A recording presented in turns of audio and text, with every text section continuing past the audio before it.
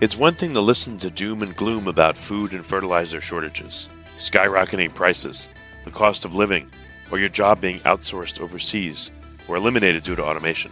It's quite another thing to hear practical, immediately actionable advice from experts who can help you reduce the fear, anxiety, and burden of these problems. Tune in now to the Surviving Hard Times podcast from the Finding Genius Foundation with Richard Jacobs.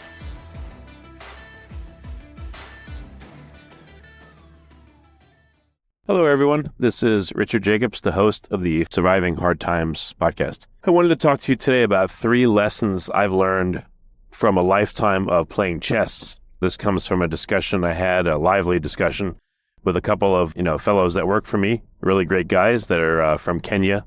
Names are Ramsey and Jean, so I just wanted to give them that quick credit there.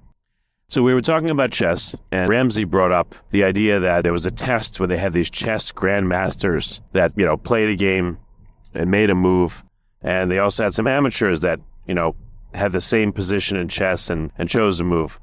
So it turned out the grandmasters not only chose a lot more quickly, but they chose a much better move than the amateurs on average. But then the board was scrambled. It was a random position. And then the grandmasters really didn't seem to choose any better than the chess amateurs. So at first glance, you would think, well, chess is just about memorization. There's no benefit to it, etc. But again, out of a lifetime of playing, and I'm only in my late 40s, but been playing it for almost 40 years, on and off, I've learned 3 great things that I want to tell you about. So the first thing I've learned is to look ahead. So I'm not saying look ahead 5 moves or 10 moves or whatever it may be.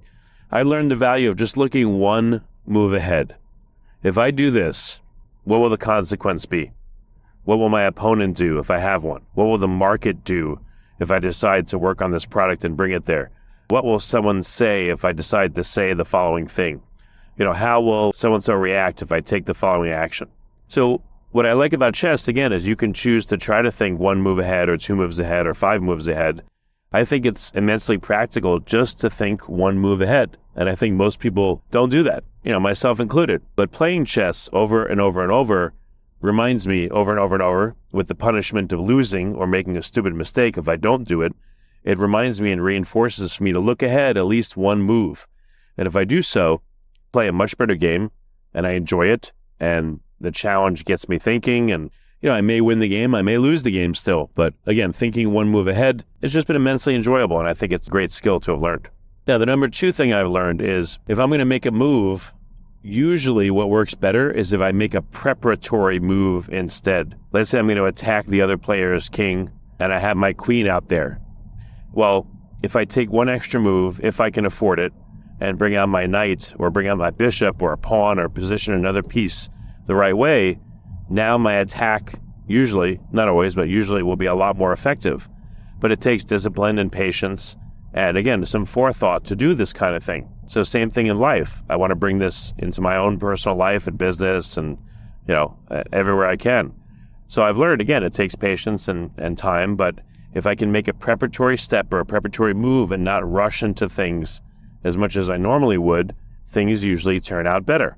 So that's another fantastic skill I've learned from chess. The third skill is definitely the hardest skill, I think, to learn, but incredibly useful. So I asked Ramsey and Jean, I said, have you ever played, a 20 or a 30-minute game where you focused on every single move? You didn't make a move too fast. You didn't make a move without thinking. You did at least some calculation on every single move. And they both said no. And I'm here to tell you, I'm guilty of the same thing. I try, but it's the temptation to move too quickly sometimes, or that this is going to be a great move. So you make that move and you don't search for a possible better one. The arrogance of that, you could say. It's very hard to overcome this, and it takes tremendous discipline to play a whole game, even 10 minutes, even 20 minutes. Imagine the standard games that go for an hour and a half or 2 hours, 4 hours, longer. Imagine the amount of mental fortitude and stamina it takes to think through every move and not rush a single one. And this happens whether you're winning and you're overconfident, or you're losing and you're feeling ashamed and stupid, like there's no hope. So these are 3 super valuable lessons I've gotten from playing chess my whole life. And I encourage listeners, if you haven't played, try it. There's tons of videos online. There's chess.com, there's Lee Chess. You can play it 24/7, 365 in your underwear, on the toilet, wherever you want. There's thousands of fantastic videos that you can learn about chess tactics and strategies, etc. And above all, if you play, don't be like the grandmasters in that experiment where the random chess position, essentially, it looks like it took away all their skill. Because I believe, and I'm not trying to insult anyone, if you play chess with the intention of learning and cultivating these three skills, you're going to get a lot more out of it than just memorizing patterns and just trying to be good at chess in general. So I hope this is interesting to you, and thanks for listening.